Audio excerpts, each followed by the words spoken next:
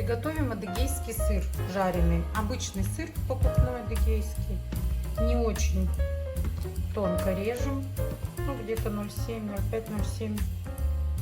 Ну, кто как больше любит. Если сильно позажаристее, можно и потоньше. И будем обжаривать на растительном масле. Потом в конце посолим. Все, быстрая закуска, вкусно готова.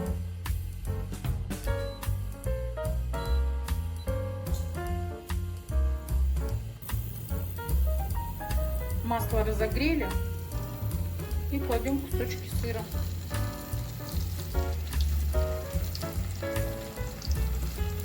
С каждой стороны обжариваем.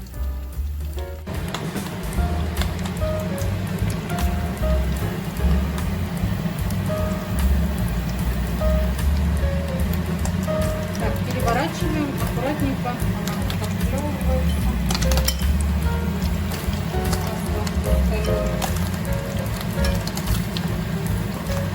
И еще немножко обжариваем.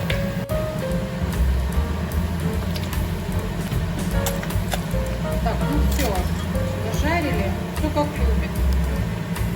Можно чуть сильнее, можно чуть меньше. Чтобы убрать излишки масла, складываем на салфеточку.